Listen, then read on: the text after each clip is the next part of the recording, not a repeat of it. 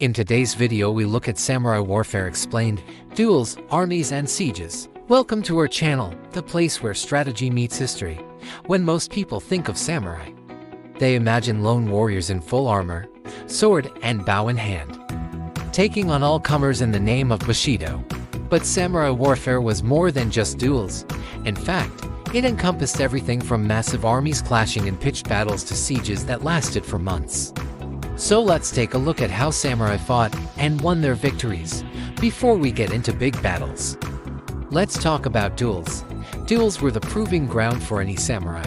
A single warrior's skill was judged by his ability to defeat another in one-on-one combat. There are many famous duels in Japanese history, but the most famous duel in samurai history is probably that between two rival generals, Date Masamune and Uesugi Kenshin. The two have been enemies since they were young and met in battle several times. Their armies clashed again at the Battle of Kawanakajima in 1564, but they didn't fight each other. Instead, they dueled on horseback before their armies. The result of this famous duel is unknown, but it has become a thing of legend with hundreds of paintings and woodblock prints depicting the battle. Whether you believe the legends or not, there's no denying that this duel helped make both warriors famous throughout Japan. But duels weren't just about swords and spears. The bow was also a vital weapon for the samurai. In fact, archery was considered a gentlemanly art, and samurai were expected to be skilled archers. The primary target of an archer was the enemy general. If an opposing samurai accepted the duel, he would meet the archer's challenge, and if he was killed, the victor would earn great honor. Even if the duel ended in a stalemate, the archer would still gain renown for his skill. Now let's move on to battles involving armies. As a samurai, you were primarily a mounted warrior. Battles began with both sides maneuvering their cavalry until the right moment arrived.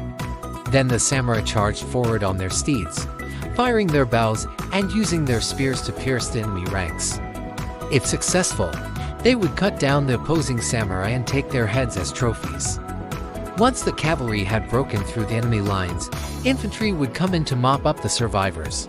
But if you were a samurai, you never fought on foot unless your horse was killed or you were specifically ordered to do so. Your status as a mounted warrior meant that you were too valuable to risk. As mentioned earlier, though, the battlefield wasn't just about cavalry charges. Archers played an important role, softening up the enemy before the cavalry charged in. In fact, some samurai even specialized in archery and would serve as bodyguards for generals and nobles. Some battles were so important that even the emperor took part. For example, at the Battle of Sekigahara in 1600, the future shogun Tokugawa Ieyasu led one of the largest armies ever assembled in Japan to a decisive victory over his rival, Ishida Mitsunari. Sekigahara was a turning point in Japanese history, ending the Sengoku period and ushering in the Edo period, which would last for the next 250 years.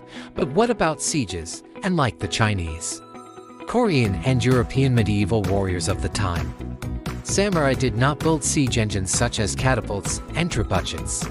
Instead, they relied on attrition.